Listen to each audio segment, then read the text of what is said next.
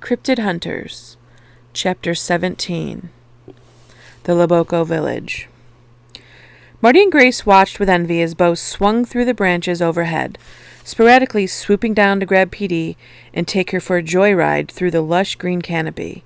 Below, where the twins were, was not nearly as pleasant, with thorns stabbing their skin, vines tripping their feet, and the boggy ground trying to swallow them. For the first few hours, Marty was able to keep up a running monologue about the hippos, elephants, monkeys, and the other animals they came across from his vast store of memorized wildlife documentaries. After a while, though, he fell silent. It was all he could do to swing the machete and keep the sweat bees from crawling under his netting and up his nose. Every half hour or so they stopped to catch their breath, drink water, and check their location on the gizmo. By early evening, they were less than halfway to the Sky House. Marty sat down in an exhausted heap and pulled his second bottle of insect repellent from the pack. "You know," he said, slathering the smelly juice on his face beneath the netting, "if I were to jump in the swamp, I bet the amount of poison on my skin would kill every fish in there. Crocs, too." He was certain that under her netting, Grace was the same sweaty mess as he was. She lifted her veil to take a drink of water. She was barely sweating.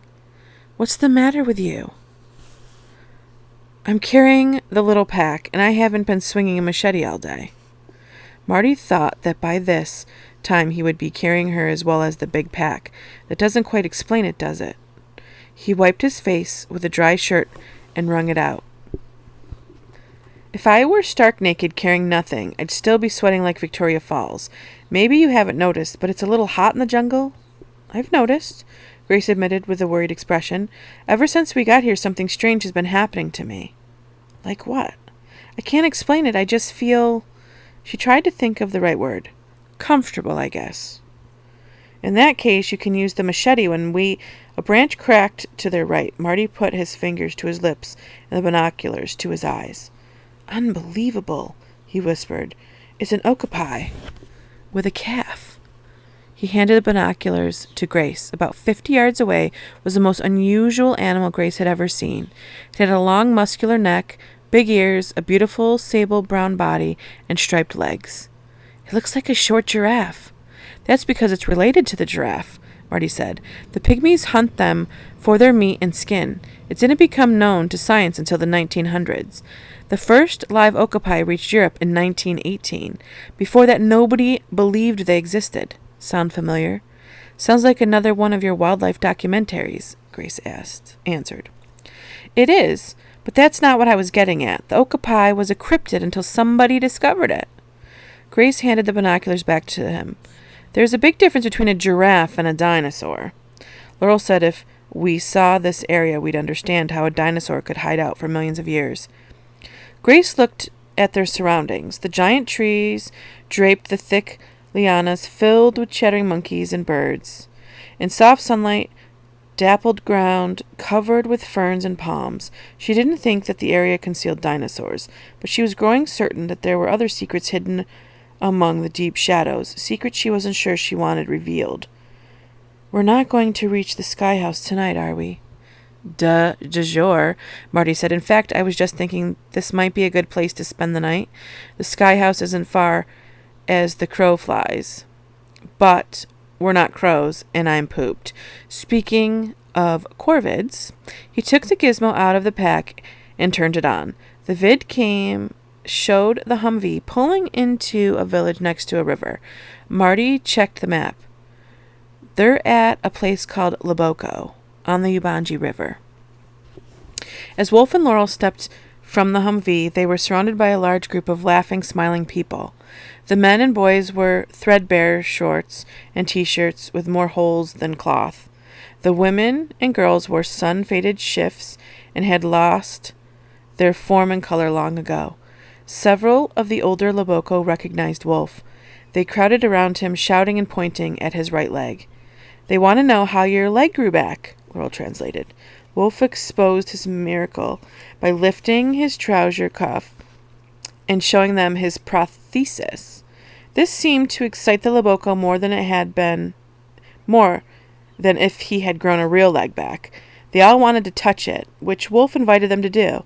The last time he had been in the village, he had arrived lying on his back in a crude litter pulled by Mazalito.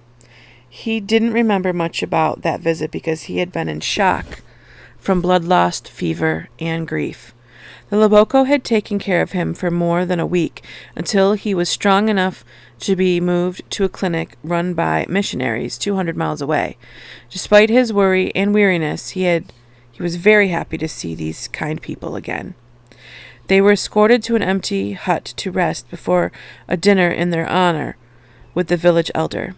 Wolf called the twins. He was disappointed at their slow progress, but pleased with how they were holding up, especially Grace. Laurel had been right. Grace was much tougher than she looked. Grace told him that as soon as Marty finished cooking dinner, they were going to sleep so they could get an early start in the morning. She suggested that Wolf do the same. He took her advice, which was much easier than after seeing how well they were doing, as he woke a couple hours after feeling somewhat revitalized. He found Laurel sitting with the village elder outside his hut above the river. After their simple meal, Laurel explained to the elder in fluent Loboco that they had come to find Mazalito. He told her that he hadn't seen him in several months, which was not unusual. Mazalito only comes out of the forest 3 or 4 times a year to work as a guide.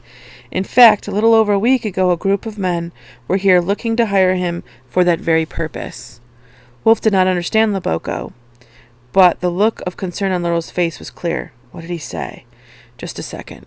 She asked the elder how many men were in the group. 4, the elder answered. 3 men from the Congo and an American. I told them that they wouldn't find Mazalito unless he wanted to be found, but they crossed the river anyway in the direction of Lake Tele. The elder laughed. Mazalito will watch and listen to them unseen. If he doesn't like what he sees, they will have wasted their time. Mazalito is like the wind coming up off the river. He cannot be caught or seen. Laurel translated. Wolf cursed. What did the American look like? Laurel asked the elder. He was a big man with brown hair on his lip and no hair on his head. The men with him were not friendly.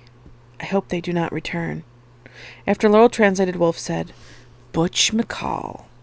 You know him? Wolf nodded. Butch is Blackwood's #1 guy. He's ruthless and very good in the woods. I got to know him pretty well when I was working at the Ark. We didn't get along. He's dangerous, and he's had plenty of time to reach Lake Tele. We need to get across the river. We can't cross at night, Laurel said. We're no good to the children if we drown or die from exhaustion halfway there. You know as well as I do that we have to pace ourselves. The hardest part of our trek is on the other side of the Ubangi. But if Butch finds... Laurel put her hand on his. The only people in the world who know the location of the Sky House are you and Mazalito. And you, Wolf added. Butch McCall is looking for Mazalito and dinosaurs, not children in tree houses. Laurel continued. Grace and Marty should reach Lake Tele tomorrow. I hope you're right. When he got back to his hut, Wolf called them on the gizmo. Hello? Marty answered groggily. Were you asleep? Yeah, I guess so. Something's come up, Wolf said and told him about Butch McCall. Butch McCall, Marty repeated. We'll keep our eyes open for him. When you get to the Sky House, call Mazalito with the Molimo. Wolf explained where it was and how to use it. There's a ladder a couple trees over from the Sky House. You can use it to get up into the tree. Taped to the bottom rung is a box with a key in it. You'll need it to open the trap door. Got it, Marty said. We'll be crossing the Ubangi early tomorrow morning, Wolf continued. It's pretty rough going on the other side, and we won't be able to stay in touch as much as we have from the Humvee. Fine, Marty said. Is everything all right, Marty? Sure, what could be wrong? Wolf could have given him a dozen answers to this question, but it looked like Marty had dozed off.